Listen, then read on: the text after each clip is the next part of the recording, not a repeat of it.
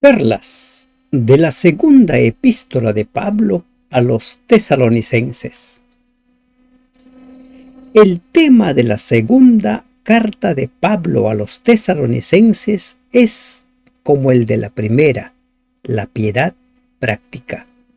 Además, asegurar a los humildes cristianos de esa iglesia que habían sido aceptados por el Señor.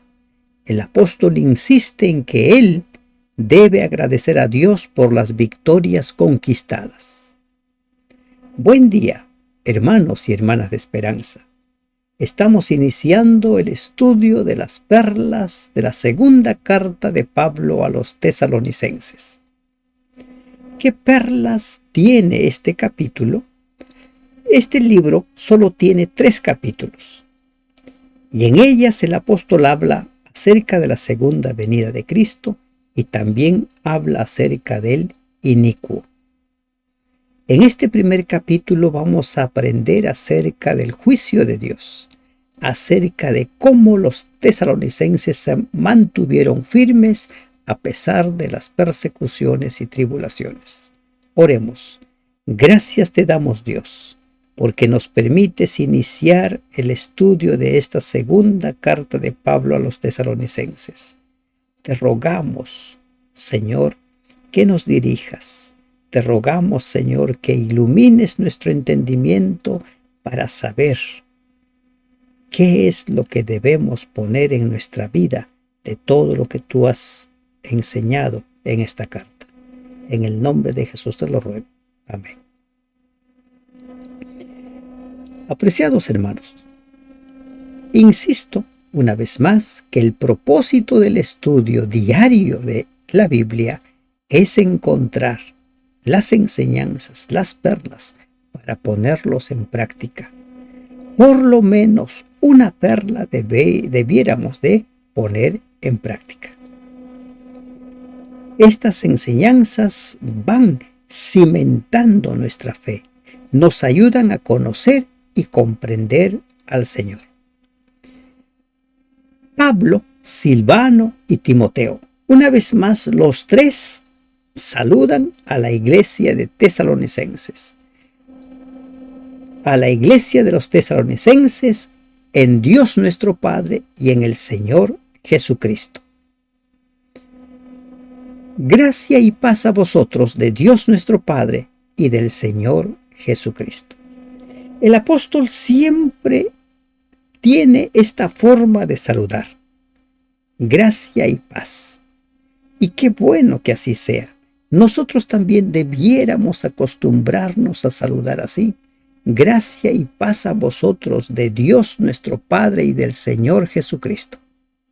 Gracia y paz.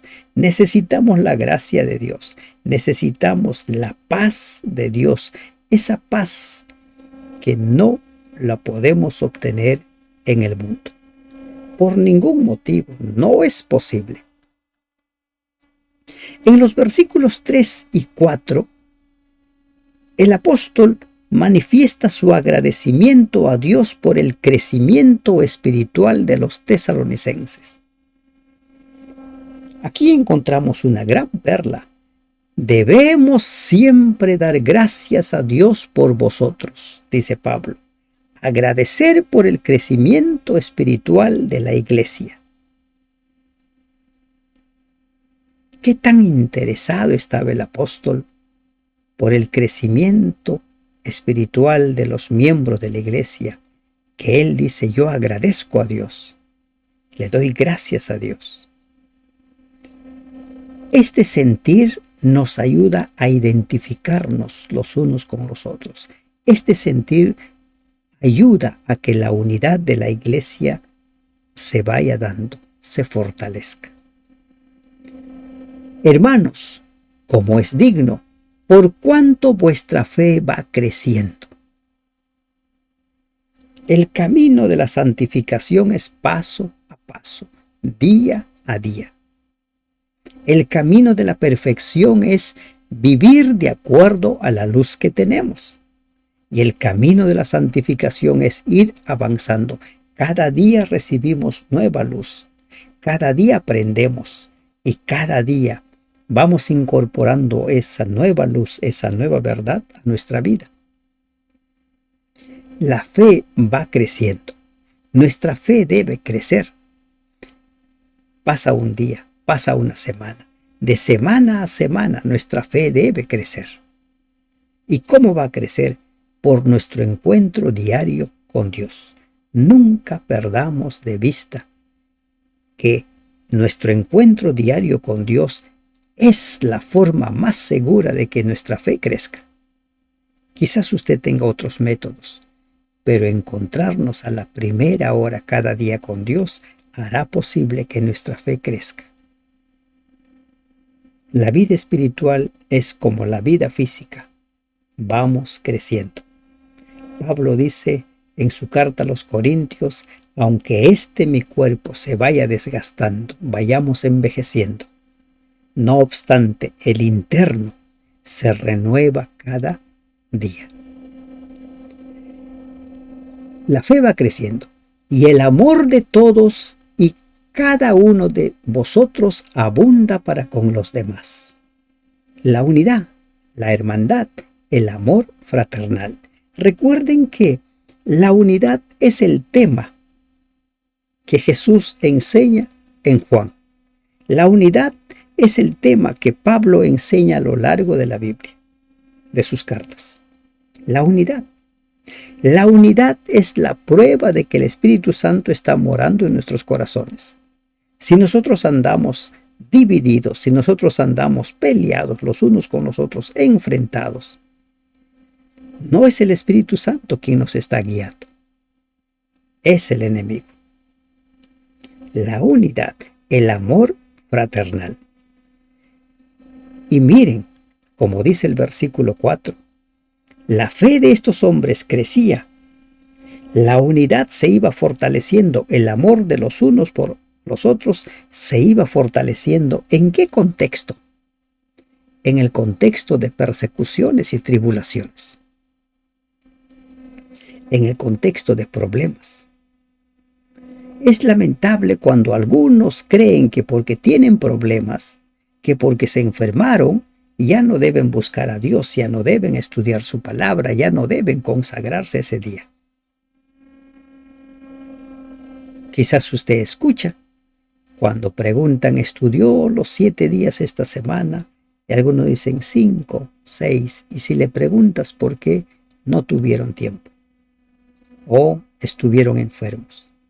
La única manera que nosotros dejemos de comunicarnos con Dios, dejemos de relacionarnos con Dios, estudiar su palabra, es cuando ya no podamos, cuando estemos entubados, cuando estemos en UCI.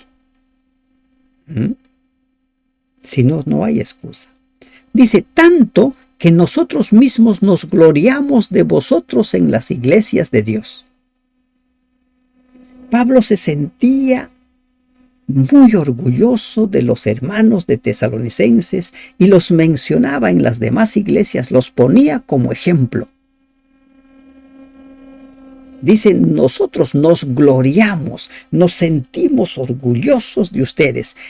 Utilizo la palabra orgulloso no en el sentido de soberbia, sino de satisfacción. Nos sentimos tan bien hablando de ustedes, dice, en las iglesias de Dios. Llegaba a una iglesia el apóstol y ponía como ejemplo a los tesalonicenses. Y eso lo hemos visto en el capítulo 1 de la primera carta. ¿Y en qué contexto vivían ellos? Dice, por vuestra paciencia y fe en todas vuestras persecuciones y tribulaciones que soportáis. Fe y paciencia. ¿Qué es fe? Tener la mirada puesta en Dios. Caminar como viendo al invisible. Eso es fe. Quizá usted tenga otra definición, pero con seguridad que en el fondo es la misma. Fe es tener los ojos puestos en Dios. ¿Y qué es paciencia? Esperar, esperar, esperar hasta que obtengamos el fruto deseado, hasta que obtengamos lo que nos hemos propuesto. Eso es paciencia. Paciencia no es aquello de que algunos dicen, bueno, me cansé, se me acabó la paciencia. La paciencia no se acaba. Eso que se acaba es cualquier otra cosa menos paciencia. La paciencia y la fe. Por medio de la paciencia y la fe, estos hombres, estas mujeres se mantuvieron firmes, constantes, en medio de persecuciones y tribulaciones. Miren, si alguno se asusta al escuchar de persecuciones y tribulaciones, debiera repensar su concepto de cristianismo. El cristianismo no es ajeno a las persecuciones. El cristianismo podríamos decir que camina de la mano con las persecuciones. ¿Por qué? Porque Satanás es el enemigo. Estamos en medio de un gran conflicto. Así como Dios quiere que nos salvemos, Satanás quiere que nos perdamos juntamente con él. Y por lo tanto, Satanás de tanto en tanto desata las persecuciones, las tribulaciones. Y vienen a nosotros problemas, vienen crisoles tras crisoles. ¿Y cómo debemos afrontarlo? Con fe y paciencia. Creer que no estamos solos, creer que Dios pelea nuestras batallas, creer que esas pruebas, esas tribulaciones, no son mayores de las que podemos soportar. Como dice Primera de Corintios, no son mayores. Recuerden eso. Las tribulaciones, estimados hermanos, estimadas hermanas, forman parte de la vida del cristiano. Hay quienes tienen miedo a estudiar el libro de Apocalipsis, el libro de Daniel, porque habla de persecuciones, que viene la bestia, que viene el inicuo, que viene Satanás, que viene. Las persecuciones forman parte de la vida del cristiano. Esa es la realidad. Así como nosotros sabemos que la muerte forma parte de nuestra vida y en cualquier momento podemos morir, las persecuciones de la misma manera forman parte de la experiencia del cristiano. Tenemos que ir entendiendo ello. La vida cristiana no es completamente de tranquilidad y ausencia de problemas. Si eso fuera así, entonces Satanás ya dejó de existir. Y sabemos que Satanás recién dejará de existir después del milenio. Después del milenio. Estos hombres aprendieron a mantenerse firmes e iban creciendo constantemente en la fe en medio de las persecuciones y las tribulaciones. Por eso Pedro en su primera carta dice que nuestra fe se purifica así como el oro en el fuego. Se purifica por medio de las pruebas, de las tribulaciones.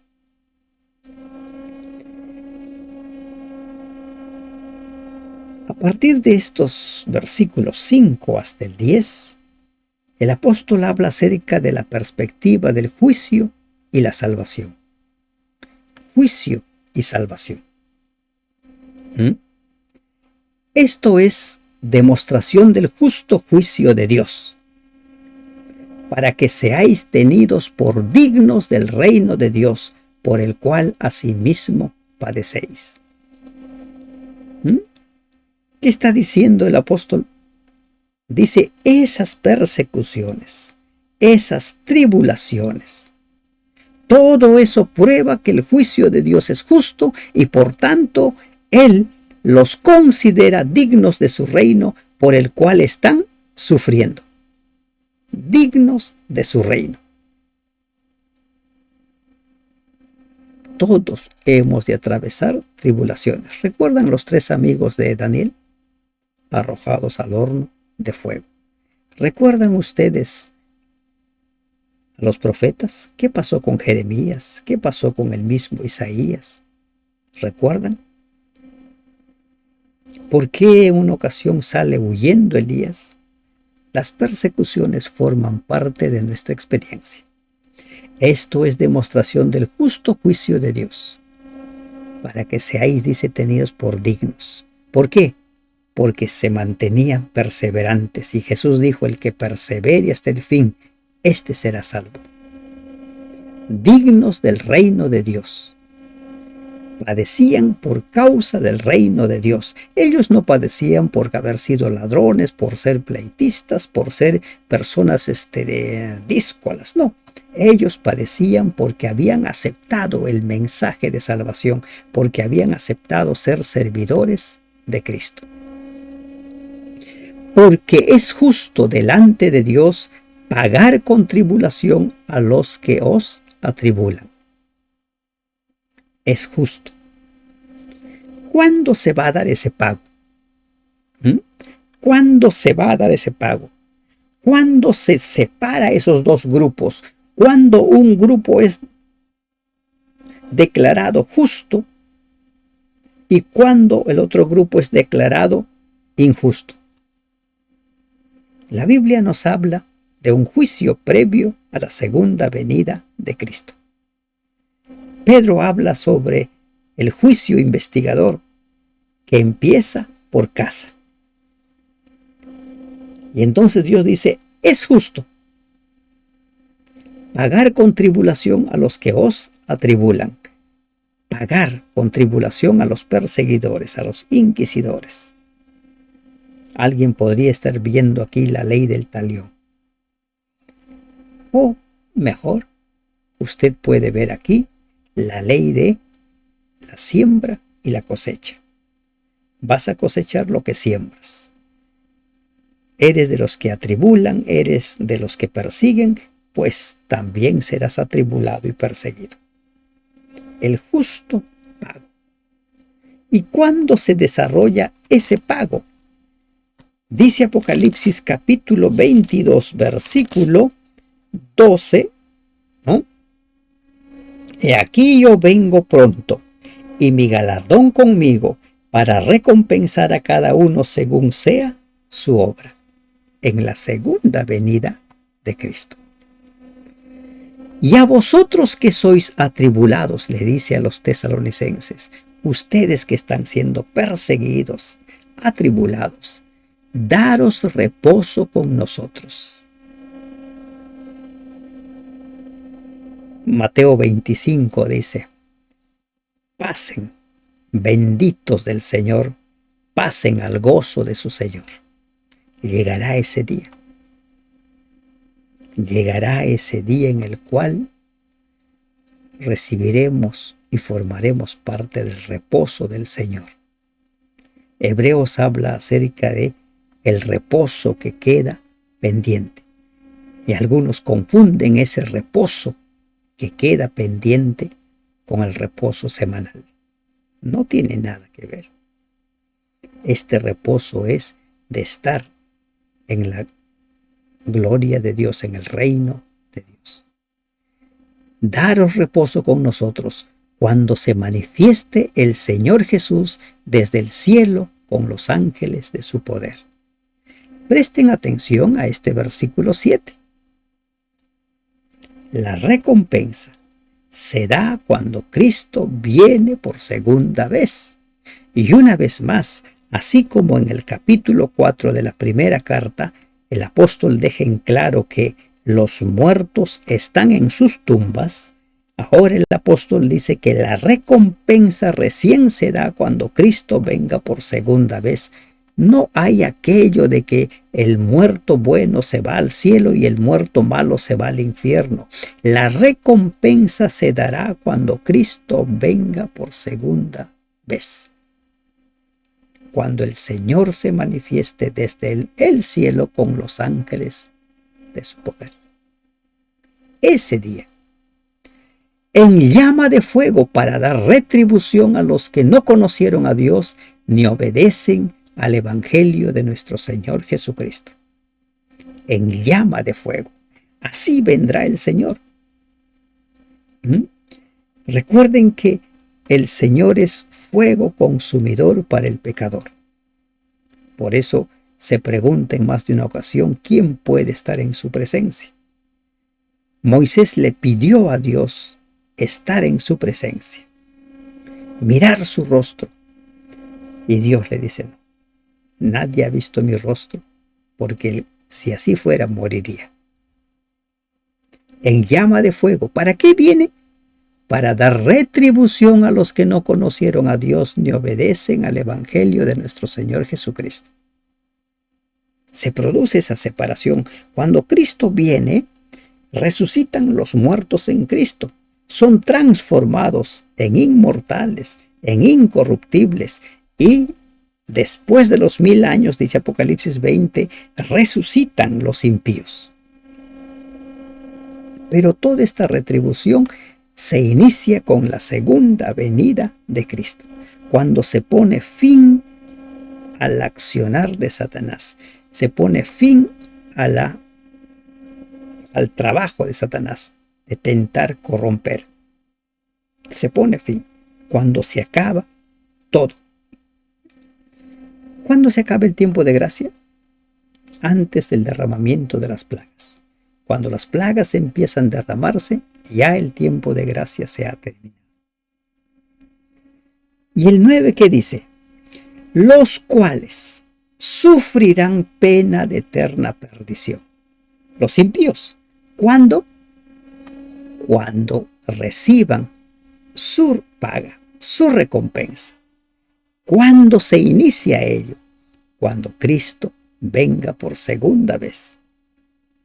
Pero la resurrección de los impíos se produce 1000 años después, como dice el capítulo 20 de Apocalipsis, capítulo 20, versículo 4. 4, 5 y 6. En el 6 dice, bienaventurados y santo el que tiene parte en la primera resurrección. La segunda muerte no tiene potestad sobre estos, sino que serán sacerdotes de Dios y de Cristo y reinarán con él 1000 años. Los que participan de la primera resurrección son los justos, los muertos en Cristo, como hemos visto en Primera de Tesalonicenses 4, del 13 en adelante. Bienaventurados los que participan de la primera resurrección. Los que participan de la segunda resurrección, dice el versículo 6, ellos participarán de la segunda muerte. ¿Y qué es la segunda muerte? El lago de fuego. Versículo 9. Satanás y toda su hueste quieren subir a tomar la santa ciudad, desciende fuego del cielo y se forma ese lago de fuego. Allí recién surge el lago de fuego. Allí recién surge lo que muchos conocen como infierno. Antes no hay. Los cuales sufrirán pena de eterna perdición, excluidos de la presencia del Señor y de la gloria de su poder. ¿Quiénes? ¿Quiénes dice? Los que no conocieron a Dios, ni obedecen el Evangelio de nuestro Señor Jesucristo. Esto de conocer está hablando no que la persona nunca escuchó de Dios, sino que no tuvieron comunión con Dios. Recuerden que conocer en términos bíblicos implica intimidad. Conoció Adán a Eva y nació Caín. Conoció Adán a Eva y nació Abel. Y así, cuando la Biblia habla de conocer, está hablando de una relación íntima, de intimidad. ¿Y qué sucede con estos? Sufrirán pena de eterna perdición, excluidos de la presencia del Señor y de la gloria de su poder. Mientras que a los tesalonicenses se les dice que ellos recibirán el reposo del Señor, estarán en el reino de Dios. Ese es el anuncio del Evangelio. Solo tenemos dos caminos, no hay tres, solo dos.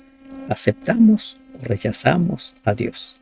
Y si lo rechazamos, pena de eterna perdición. ¿Qué cosa es eso? La muerte segunda. La muerte segunda. No hay más resurrección. No hay aquello de que las almas se están quemando en el presente en el infierno, otros están gozando en el cielo. Eso es una mentira, es una invención humana y a muchos les gusta, pero no es bíblico. Y el versículo 10 dice, cuando venga en aquel día para ser glorificado en sus santos y ser admirado en todos los que creyeron, por cuanto Cristo dio testimonio, por cuanto Cristo testimonio, ¿no? Dice, por cuanto nuestro testimonio ha sido creído entre vosotros. Disculpen el error. ¿Cuándo se produce todo esto? Cuando venga en aquel día para ser glorificado en sus santos y ser admirado por todos los que creyeron. Viene por los suyos. ¿Qué nos ha dicho Primera de Tesalonicenses 4, 16, 17? Los muertos en Cristo resucitan y se unen a los que están vivos, a los justos vivos. Apocalipsis dice que esos justos vivos son los 144,000. Pero ¿qué ha pasado con estos dos grupos? Dice Primera de Corintios 15, del 52 en adelante, que ya no son más mortales. Lo mortal se convirtió en inmortal y lo corruptible en incorruptible. ¿Cuándo? Cuando venga en aquel día Cristo. ¿Y para qué viene? Para ser glorificado en sus santos y ser admirado en todos los que creyeron. Por cuanto nuestro testimonio ha sido creído entre vosotros. Esa es la seguridad que tenían los tesalonicenses. Pero tenían que mantenerse firmes, perseverar hasta el final. Es el mismo mensaje para nosotros. Debemos perseverar hasta el final. No hay opción, estimados hermanos, estimadas hermanas, no hay opción para la tibieza espiritual, no hay opción a la justificación de que somos imperfectos, de que no hay justo ni aun uno, no hay opción. Nos preparamos, nuestra fe va creciendo cada día y cuando hay problemas, cuando hay dificultades, cuando hay persecuciones, cuando hay tribulaciones, los afrontamos con fe y paciencia, mirando al Señor. Por lo cual, dice el apóstol Pablo en los versículos 11 y 12. Oramos siempre por vosotros para que nuestro Dios os tenga por dignos de su llamamiento y cumpla todo propósito de bondad y toda obra de fe con su poder. Oración por los tesalonicenses, por los que están sufriendo, por los que están siendo perseguidos, pero se mantienen firmes. Se mantienen firmes. Va a llegar el día en el cual Cristo será glorificado en sus santos, como dice el versículo 10. Y para que llegue ese día, para que nosotros formemos parte de ese grupo, tenemos que mantenernos firmes. El apóstol en su oración por los tesalonicenses dice, oramos por vosotros. ¿Para qué?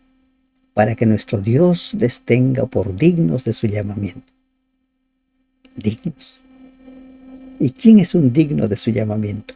Aquel que lo acepta como su Salvador, aquel que vive su palabra, pone en práctica. Recuerde, estimado hermano, son los hacedores de la palabra los que hacen la voluntad de Dios, no solo los que oyen.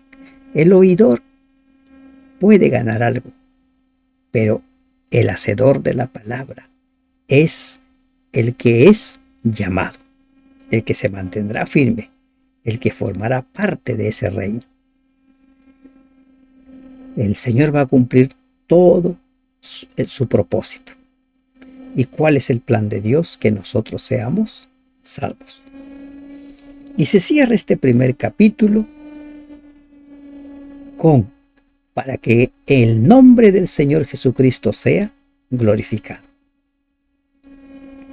Lo mismo que el versículo 10. Cuando Cristo será glorificado en sus santos, en su pueblo.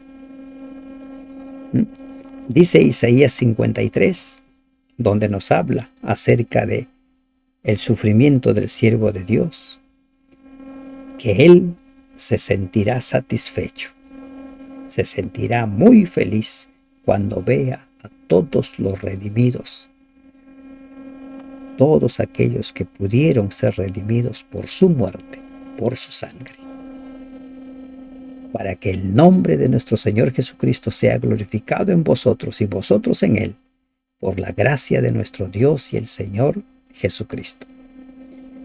Qué maravilloso día aquel. Llegará ese día en el cual el nombre del Señor será glorificado. ¿Y qué debemos hacer nosotros? Miren, no es tan complicado. Dice el apóstol Pablo que los tesalonicenses afrontaban las persecuciones con fe y paciencia. Fe y paciencia. Y esa fe iba creciendo cada día. Cada día iba creciendo.